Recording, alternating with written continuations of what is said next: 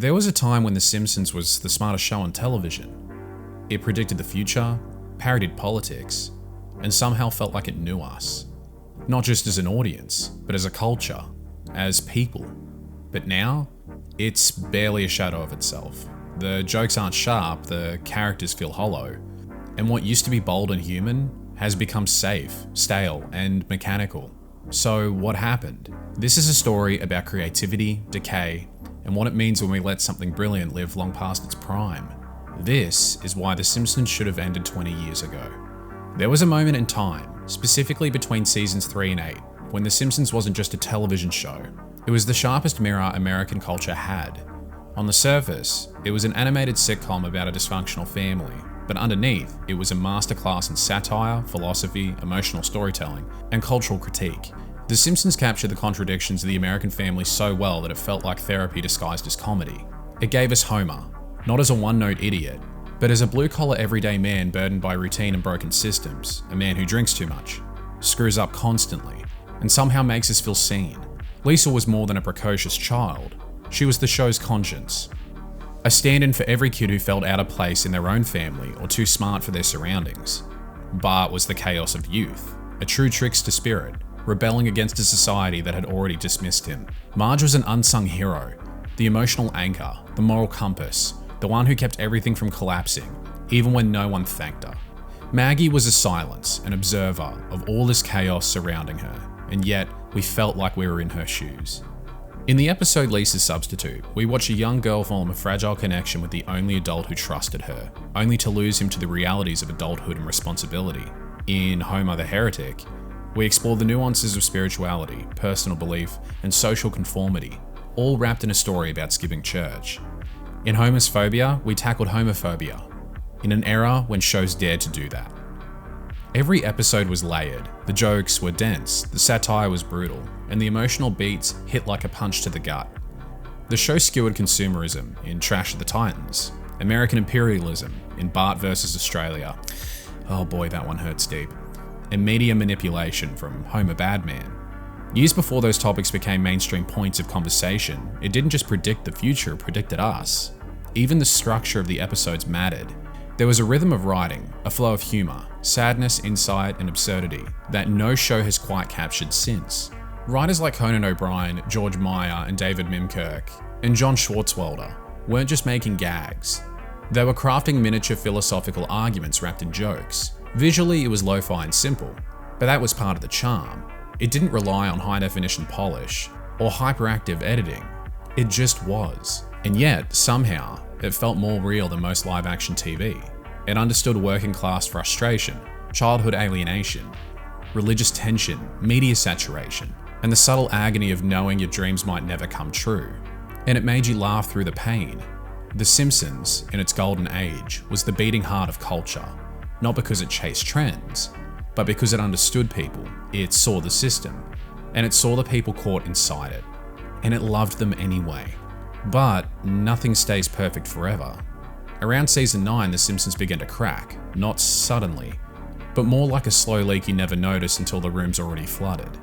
The signs were subtle at first, jokes leaned more into randomness than satire. Plots became surreal without the emotional grounding that once made them absurd and hit harder. The show that once dissected culture began drifting aimlessly through it. And much of that shift happened behind the scenes. The core writing team, the weird, the brilliant minds who'd once shaped the tone, the rhythm, and the soul of The Simpsons started to leave. Names like Conan O'Brien, Greg Daniels, and George Meyer were replaced by a new generation of writers who, while talented, didn't write with the same voice. The transition was quiet but seismic. The sharp cultural critiques gave away the gags that were louder but emptier. Homer, once a complex, tragic figure of working-class struggle and self-sabotage, developed into jerk-ass Homer, a man who yelled more and existed purely to generate slapstick. The emotional arcs, once so carefully balanced between pathos and parody, were flattened into episodic chaos. Celebrities who once served as a clever self-aware cameo, like Dustin Hoffman or Michael Jackson, now appeared for no other reason but to say, "Look, it's them!" The satire no longer came from a place of truth. It was replaced with spectacle. The Simpsons had become more aware of its own success, and like many long-running franchises, that self-awareness turned toxic.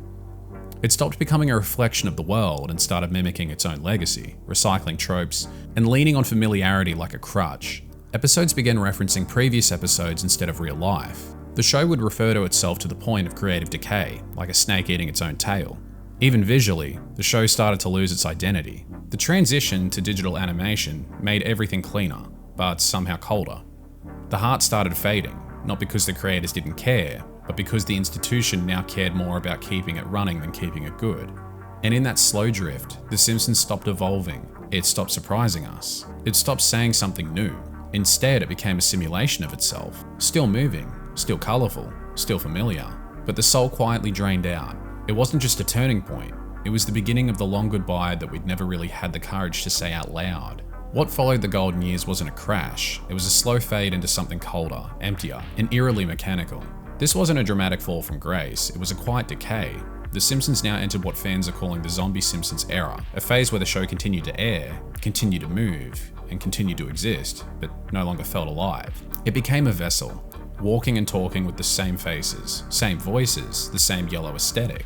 But the magic was gone. It was a ghost of its former self. New episodes kept coming year after year like clockwork. The voice cast grew older. Their once vibrant performances now dulled by repetition. The timing less precise, the spark just missing, and the writing, it drifted from intelligent absurdism to hyperactive gag chasing. Instead of layering satire, we got empty references, plots leaning on gimmicks, celebrity appearances for the sake of promotion, headline chasing, storylines that age like milk, and rehearsed plot devices that once had meaning but now felt like checklists. Homer became louder, dumber, more selfish, Lisa lost her complexity, Bart was no longer a misfit, he was a meme. And yet despite this creative erosion, The Simpsons didn't stop, it couldn't. Because somewhere along the line, it had ceased to be a television show in the traditional sense. It was no longer a singular creative project meant to express a vision or explore ideas. It became an asset, a brand, a permanent fixture of the entertainment economy. Syndication deals, internal markets, streaming contracts, and merchandising empires. The Simpsons had transcended storytelling. It was now a product, and products don't die, they scale, they extend, they replicate. And that's exactly what happened. New seasons were greenlit not because anyone had anything to say, but because not renewing the show meant leaving money on the table. Why kill a cash cow when it still moves? This wasn't just unique to The Simpsons, and it was a part of a cultural shift, where creative projects were no longer judged by characteristic merit or cultural impact, but by their ability to sustain engagement and generate IP. In this new landscape, the show became more of a content farm, something to keep the pipeline full, the algorithms fed, and the licensing deals alive. Fox, and later Disney, didn't need The Simpsons to be great anymore, they just needed it to exist. Familiarity to these studios was more valuable than brilliance, predictably more useful than risk. And as for the audience, we adapt. Some of us watched out of habit, some out of loyalty, unable to let go of the show that raised us. Some genuinely didn't notice the shift because the nostalgia softened the edges of the decline. And some of us just left quietly, never formally saying goodbye, but never looking back either. But even those who stayed, we felt it, that unnameable thing. That absence of heart, that loss of depth, the spark that used to make us laugh and think and sometimes cry, it was gone.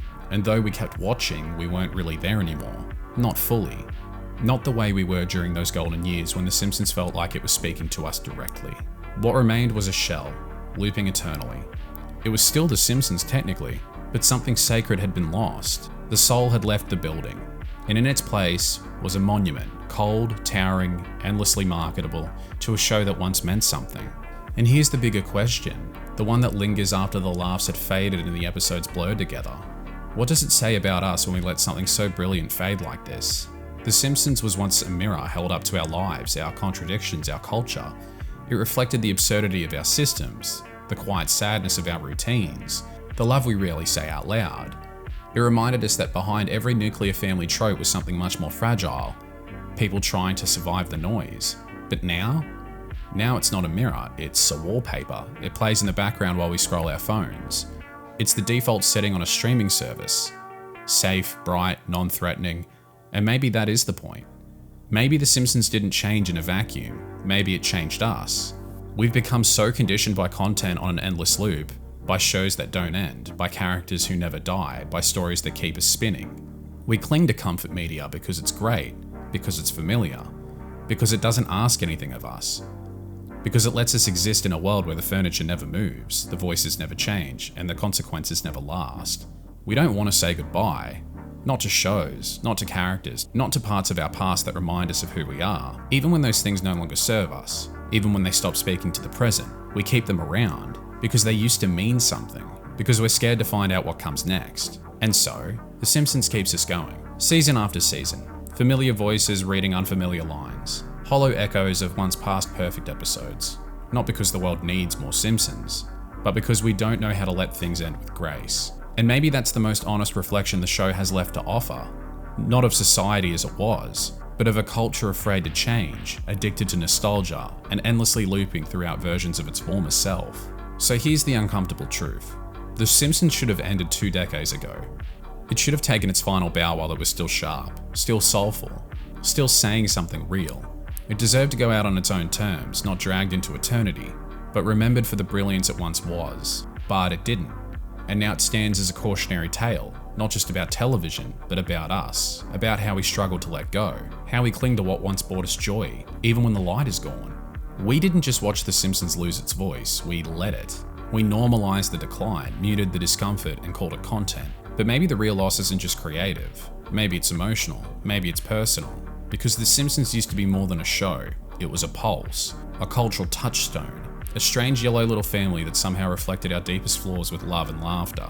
And that version, the one with heart, with soul, with something to say, that's the one that we should carry forward. Not the corporate mascot, not the streaming thumbnail, but the memory of what it felt like to be seen, understood, and challenged by something animated, absurd, and deeply human. That's the version that matters to us. Not forever on television, but forever in us.